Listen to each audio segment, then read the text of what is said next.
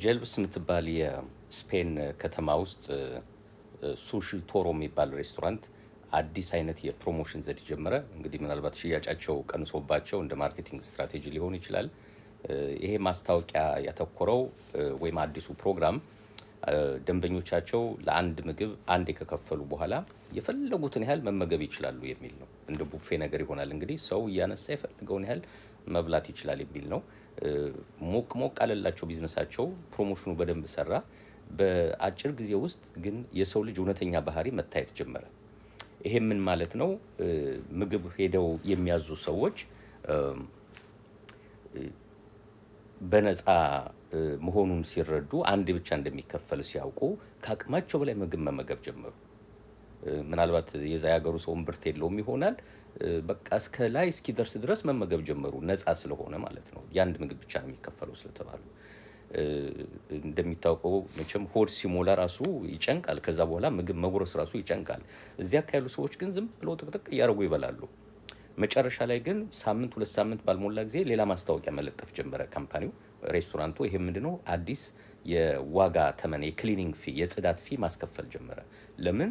እነዚህ ሰዎች ጥቅጥቅ እያደረጉ እየበሉ ካቅማቸው በላይ አንዳንዶቹ ሽንት ቤት እየሄዱ ማስወጣት ጀመሩ፣ ማስታወቅ ጀመሩ። አንዳንዶቹ እዛው ጠረጴዛው ላይ የሚበሉበት ጠረጴዛ ላይ እና በዜና መልክ ነበር የወጣው። የሚገርም ዜና ነው። እንግዲህ ይሄ የዛ የስፔን የዛች ከተማ ሰዎች የተለየ ባህሪ ይሁን እምብርት የሌላቸው ሆነው ይሁን ወይስ በአጠቃላይ ሰው ልጅ ባህሪ መገለጫ ነው የሚለው በጣም የሚያነጋግር ዜና ሆኖ ነበር የወጣውና ከዚህ በኋላ ዋጋውን ችግር የለውም በአንድ ምግብ የፈለጋችሁትን ያህል ብሉ፣ ነገር ግን የምታስወጡ ከሆነ የጽዳት ዋጋ አስከፍላችኋለሁ የሚል አዲስ ማስታወቂያ ጀመረና ነፃ የሚባል ነገር ምን ማለት ነው? አንድ ሰው አንድ ነገር የሚፈልገው ከሆነ ዋጋ ቫልዩ የሚሰጠው ከሆነ የሚጠበቅበትን ዋጋ መክፈል መቻል አለበት። ካልሆነ ያ ዋጋውን የሚሰጠው ሰው አይቀጥልም ማለት ነው። ያን ነገር ሰርቪስ የሚሰጠው ሰው በዛ መንገድ መቀጠል አይችልም፣ እየከሰረ መቀጠል አይችልም። ሰው አንድ ነገር አፕሪሺየት የምናደርገው ከሆነ ዋጋ አለው ለህይወት የምንለው ከሆነ ወይ ያን ጉዳይ የምንፈልገው ከሆነ ያን አገልግሎት ለሰጠው ሰው ትክክለኛ ዋጋ መክፈል መቻል አለብን። ያ ነገር እንዲቀጥል የምንፈልግ ከሆነ በእኛ ኮሚኒቲ አንድ የምታዘበው ምንድነው? ስንደራደር ዝም ብለን ነው ዲስካውንት የምንጠይቀው። ለምሳሌ መኪና አንድ ሰው ሲገዛ ከዲለርሺፕ እዛ ካለው ሴልስ ፐርሰን ጋር ወይ ማኔጀር ጋር ሲነጋገር በቃ ዝም ብሎ ዲስካውንት ይሰጠኝ ነው የሚለው። ዲስካውንት ይሰጠኝ ከሚል ይልቅ ኬቢቢ የሚባል ዌብሳይት አለ። እዛ ሄዶ የመኪናውን ዋጋ አውጥቶ ፕሪንት አድርጎ ይዞ ሄዶ ኖ ለምንድን ነው በዚህ ዋጋ የምትሸጡልኝ? ማርኬት ዋጋው እኮ እንደዚህ ነው ብሎ አሳይተው ቢደራደሩ ጥሩ ቅናሽ ሊያገኙ ይችሉ ነበር። ምክንያቱም ዲለሮቹ ከፍ ያለ ዋጋ ሁሌ ማድረጋቸው ስለማይቀር። ነገር ግን እሱን ተዘጋጅተን ማንሄድ ከሆነ እዛ ያሉት ሰዎች ይጫወታሉ ማለት ነው። 500 ብር ቀንሸላሉ፣ 1000 ብር ቀንሸላሉ፣ እንኳን ደስ አለ ብለው አነስተኛ ዲስካውንት ብቻ ሰጠውን ሊገላገሉን ይችላሉ። ሰው ስንደራደርም እንዲያው ዲስካውንት ስንጠይቅም ነፃ ነገርም ስንጠይቅም የሆነ ስትራቴጂ ተከትለን መሆን አለበት ብዬ አምናለሁ። ሶ በነፃ የሚሰጥ ነገር ሁሌ ደግሞ ይጠቅማል ማለትም አይደለም። በነፃ የሚሰጠው ሰው ምንድነው የሚፈልገው ነገር የሚለው ነገር መታወቅ አለበት። በዓለም አቀፍ ደረጃ ያለ የፊላንትሮፒ ኢንዱስትሪ በተለይ በእርዳታ የሚሰጡ ሀገራት ከጀርባ የሆነ ነገር አላቸው። ሶ ነፃ የሚባል ነገር ሁሌ ነፃ ነው ማለት አይደለም። ከጀርባ አንድ ነገር አለችው እና በነፃ ሲባል ዝም ብሎ መውሰድ ፌር አይደለም ማለት ነው።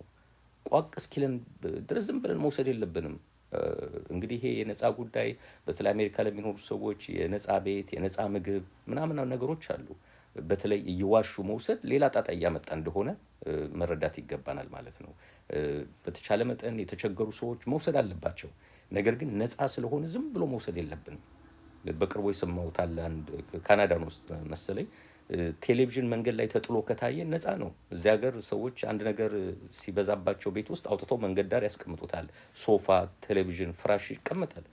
ነፃ ስለሆነ ዝም ብለን ይዘን መሄድ የለብንም እና ያ ሰው ቤቱን እንዳለ ቴሌቪዥን በቴሌቪዥን አድርጎታል ነው የተባለው።